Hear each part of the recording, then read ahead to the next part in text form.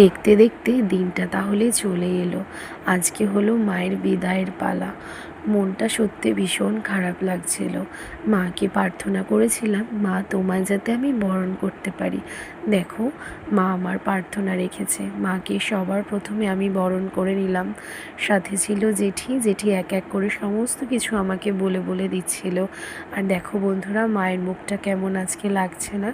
আমরা যখন বাপের বাড়ি থেকে শ্বশুর বাড়ি আসি, আমাদেরও মনটা ঠিক এরকমই খারাপ লাগে। আর মা তো এসেছিলো এই কদিনের জন্য। সত্যি আজকে আমার মনটা ভীষণ খারাপ লাগছিল। মা এতদিন আমাদের পাড়াতে ছিলেন, মাকে নিত্যদিন এসে আমি মাকে পুজো দিয়ে গেছি। আজকে মায়ের মুখটাও না কেমন যেন একটা লাগছিল। রোজ মাকে পুজো দিয়েছি, কিন্তু মায়ের মুখটা এরকম কোনোদিনও আমি দেখিনি। সত্যি মায়ের মুখটা দেখেও আমারও কেমন যেন খুব কষ্ট লাগছিল। তারপর এক এক করে মাকে মিষ্টি খাওয়ালাম, বাবাকে মিষ্টি খাওয়ালাম। এই যে বন্ধুরা, আমি আরতি করছি।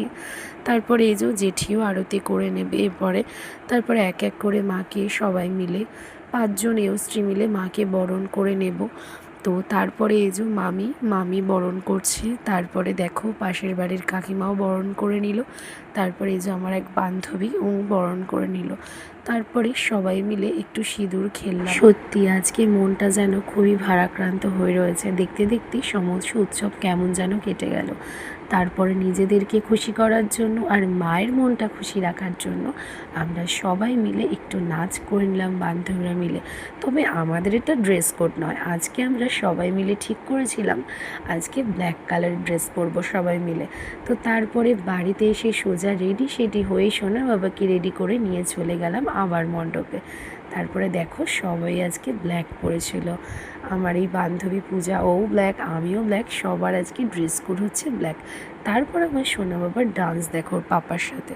তারপরে সব কচিকাচারা দেখো স্টেজে উঠে পড়েছে ডান্স করতে।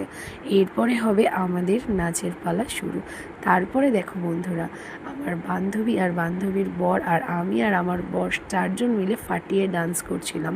তখন মণ্ডপে সেরকম কেউ ছিল না, তাই জন্য আমরা জোড়ায় জোড়ায় একটু ডান্স করে নিচ্ছিলাম। এরপরে মণ্ডপে ভিড় হয়ে যাবে, 2 জন মিলে আর ডান্স করা হবে না। তো আমাদের এখানে ছেলে মেয়ে আলাদাই ডান্স করা হয়, যেহেতু তখন আমরা সবাই ফাঁকা ছিলাম আর কি, কেউ ছিল না মণ্ডপে, তাই জন্য তোমাদের দাদাভাইয়ের সাথে একটু ডান্স করে নিলাম। তারপরে আমরা ডান্স করতে করতে হাঁপিয়ে গেছিলাম, তাই আমরা একটু রেস্ট নিয়ে নিচ্ছিলাম। তো চলো বন্ধুরা, আজকের এই পার্টটা আমি এখানেই শেষ করছি, কারণ এটা বেশি বড় হয়ে গেলে তোমাদের আর দেখতে ভালো লাগবে না। তো দেখা হচ্ছে এই ভিডিওর নেক্সট পার্টে। Ta-ta, by.